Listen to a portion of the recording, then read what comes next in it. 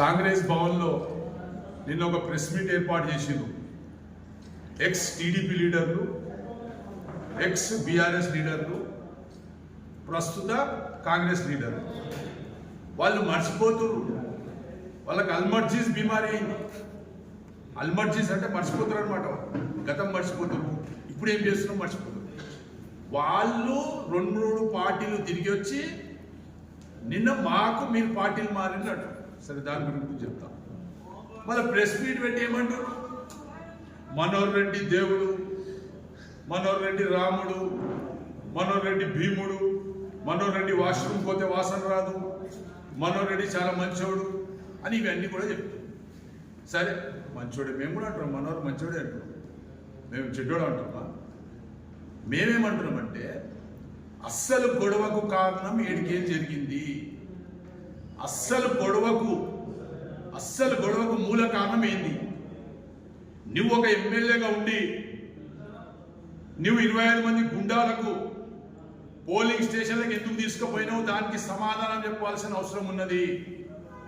ఒకవేళ నువ్వు 25 మందికి తీసుకుపోకపోతే మా నాయకులు కానీ మేము కానీ ఎందుకు పోతాం? ఆడికి మాకేం అవసరం ఉండే పోయేవారికి? ఆడికి పోవాల్సిన అవసరం ఏముండే? మాకు మీరు లోపల చురబడి మీరు లోపల ఆడ మా పైలట్ పేపర్లని తీసి ఇంకో బాక్స్లో వేయడానికి ప్రయత్నం చేసిరు కాబట్టి మా పైలట్ మేము కూడా ఒక స్పీడ్ నుంచి పోయినాము.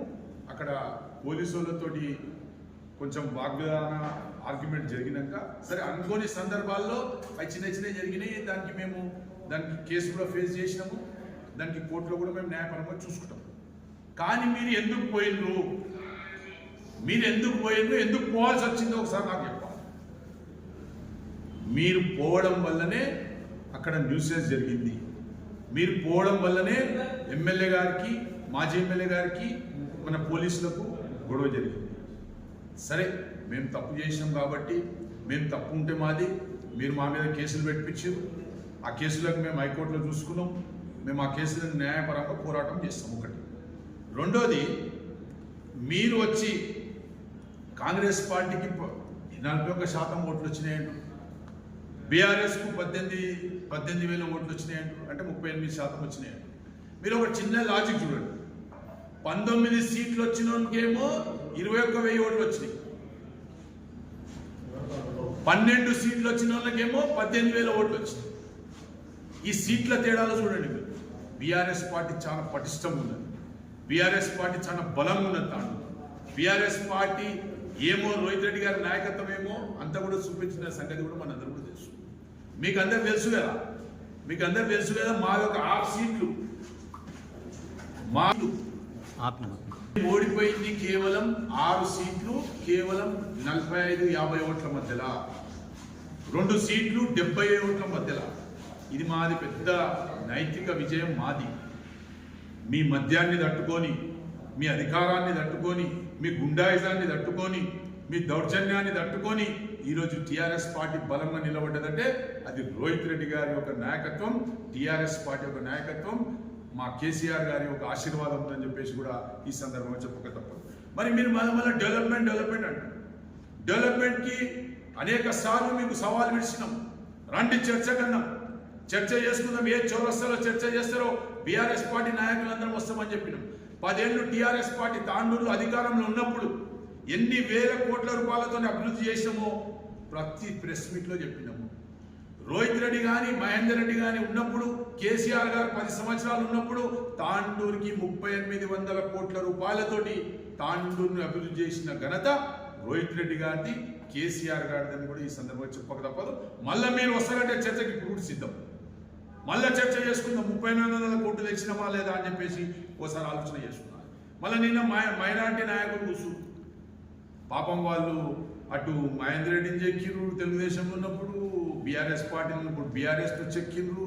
మరి ఈరోజు కాంగ్రెస్లో పోయి కాంగ్రెస్ గొప్ప పార్టీ, కాంగ్రెస్ అంత మంచి పార్టీ ఏది లేదన్నారు.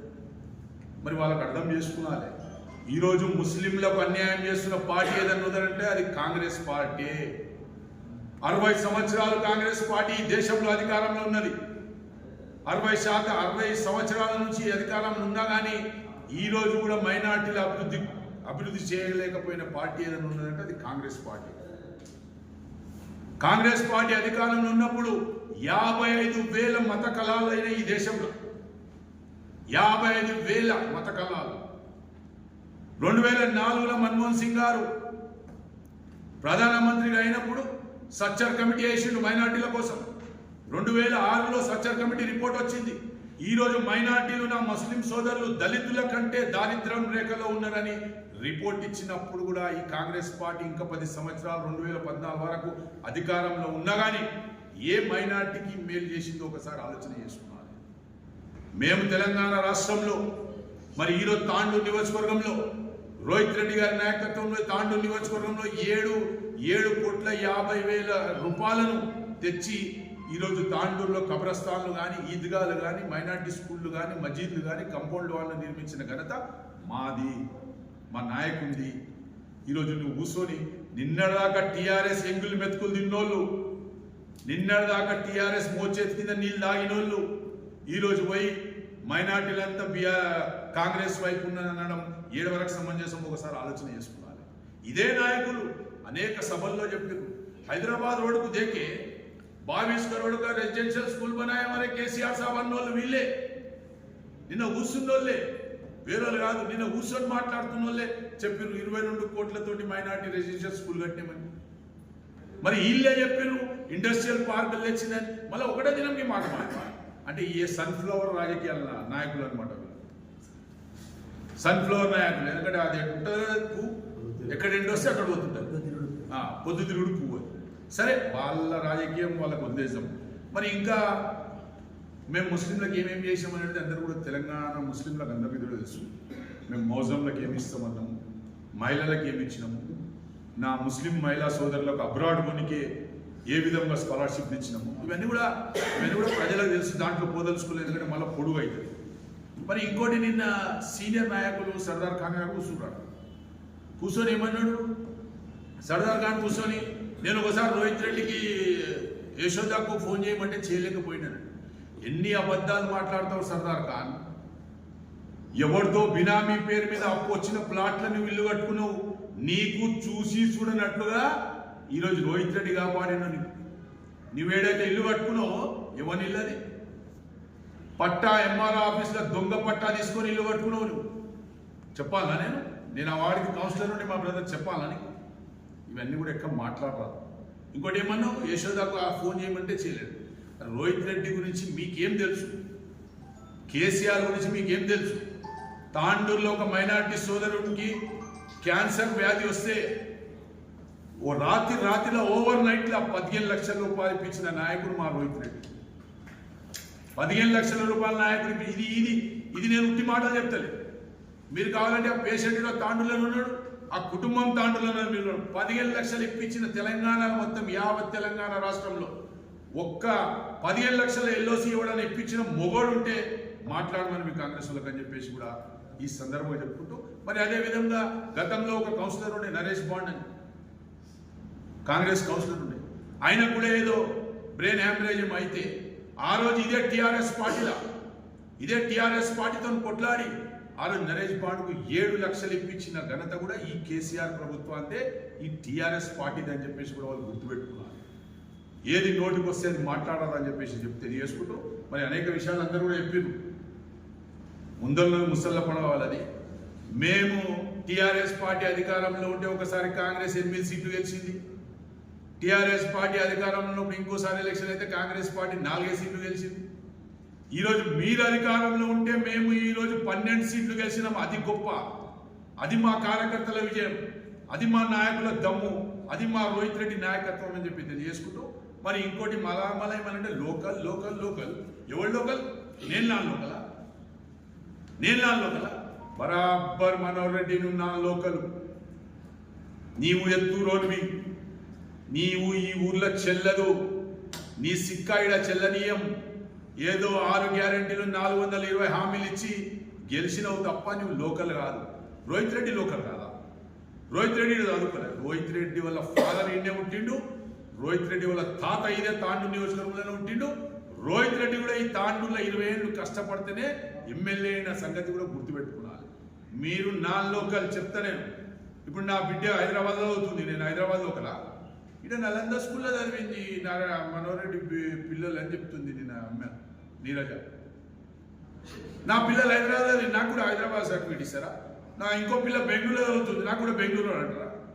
ఇది గడ్డ, ఇది రోహిత్ రెడ్డి గడ్డ, ఇది తాండూరోళ్ళ అడ్డ. ఇది దీనికి ఎవరు కూడా మార్చలేరు. నువ్వు నాన్ లోకల్వే, ఎట్టి పరిస్థితి ఎక్కడ చెప్పమంటే కూడా నాన్ లోకలే. నువ్వు non local, Mahender Reddy non local, Chenna Reddy non local, Manikrao non local, Rohith Reddy ఒక్కడే లోకల్ అని చెప్పేసి కూడా ఈ సందర్భంగా గడాబద్దిగా చెప్పారు.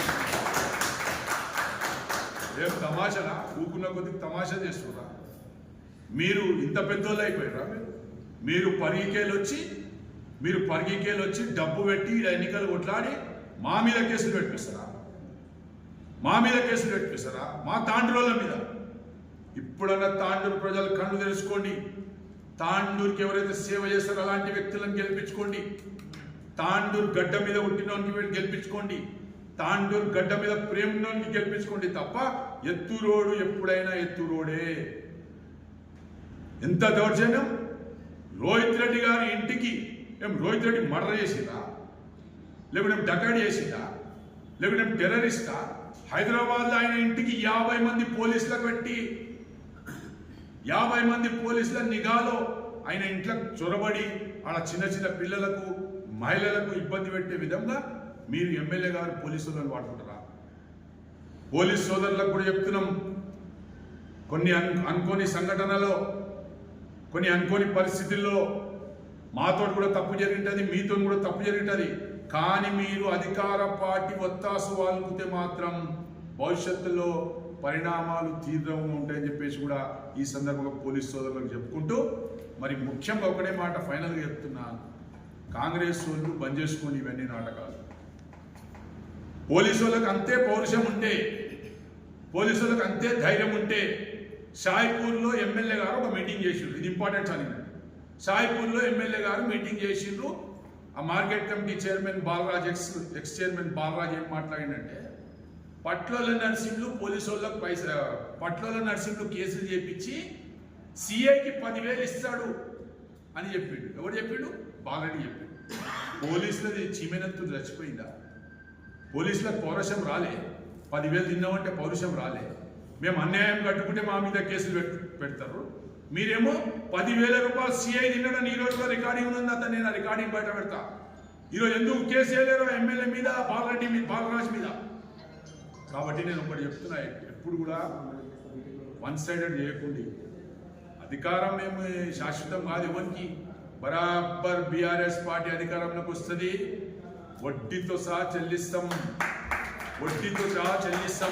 చెప్తున్న కార్యకర్తలు, ఓడిపోయిన వాళ్ళు కానీ గెలిచిన వాళ్ళు కానీ, ఇంకా నా కార్యకర్తలు అందరూ కూడా ధైర్యం నింపుతాం.